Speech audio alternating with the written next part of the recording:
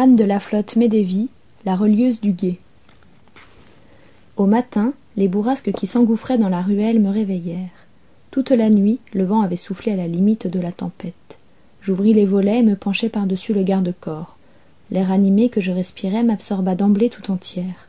Le ciel était parcouru de courants parés de toutes les nuances qu'un vent peut porter, chamarrés comme une musique de couleurs. Sur le fond de ciel qui s'éclaircissait, s'avançaient en bataillons des nuages noirs et épais, inquiétants, de constance et de lenteur.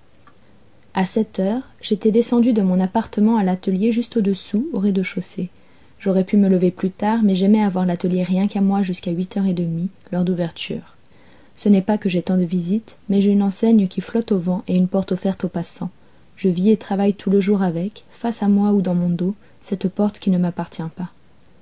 Toujours intrigué par le vent, je ne tardais pas à sortir dans la ruelle pour retirer les volets de bois rouge qui font rideau sur la mise en scène de ma vitrine. Livres désossés, fibres de bois, bouts de peau, pigments d'indigo et une feuille d'or. C'était un temps rare, un temps qui arrête les hommes sur le seuil de leur maison, qui leur fait humer l'air, interroger le ciel, comme l'animal au seuil de son terrier. Moi qui connais si peu le milieu marin, il me semblait que c'était un temps de bord de mer et que ma petite ville tranquille de l'intérieur des terres de Dordogne s'agrippait ce matin-là à une falaise.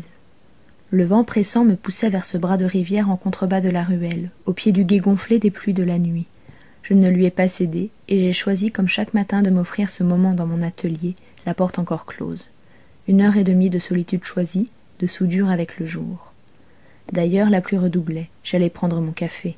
Je prends mon petit déjeuner entouré des livres que je restaure. Ce n'est pas sage, je suis relieuse. À l'opposé de la rue, près du jardinet, je me suis installée devant mon ordinateur comme tous les matins, mais les sens plus affûtés que d'ordinaire, pour ne rien perdre de la danse imprévisible du vent.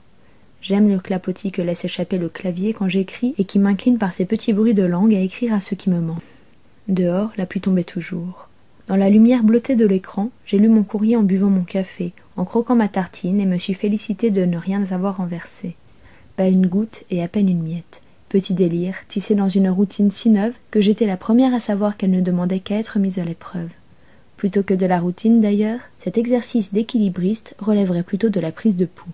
Travaillez-vous de vos mains? Jouez-vous d'un instrument de musique? Certains matins, la main tremble, le corps et la tête se refusent l'un à l'autre et cela n'augure rien de bon pour l'artisan. Ce lundi-là, ma main était sûre. J'avais hâte de me mettre à l'ouvrage. J'ai pivoté sur ma chaise à roulettes et me suis transporté de 2 mètres jusqu'à une table de travail face à la grande baie qui donne sur le minuscule jardinet clos. C'est là que les livres que l'on m'a confiés m'attendent.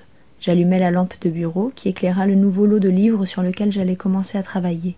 Pour 10 livres, selon leur état, 1 à 2 semaines de ma vie. Je fis glisser le livre du haut de la pile dans ma main et découvris le nouveau venu.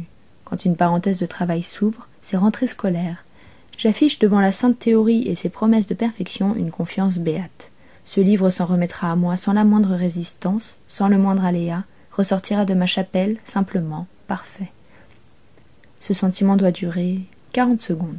Puis, je fais réellement connaissance avec l'objet. Le regarder n'est rien, il faut le soupeser, le jauger, le faire jouer dans la main. Parenthèse dans la parenthèse, je lis toujours au hasard quelques lignes, à ce moment-là comme à d'autres. En cela, je m'écarte des lois, en tout cas de celles de mon maître, mon grand-père, qui professait qu'un relieur ne lit pas, qu'un relieur analphabète ferait l'affaire, petite fille ou pas. Il se cabrait à l'idée qu'on puisse ouvrir un livre, même avec précaution, quand la colle n'est peut-être pas encore tout à fait sèche, le bloc bien assis, pour aller goûter d'un style. J'allais me mettre à l'ouvrage, faire sauter les vieilles couvertures. C'est à cet instant-là qu'on frappa à la porte. J'allais écrire tambourina, mais non, ce n'était pas ça. Cependant, ce quelqu'un frappait suffisamment résolument pour que j'aie un peu peur. On ne frappe pas de cette façon-là à la porte d'un relieur.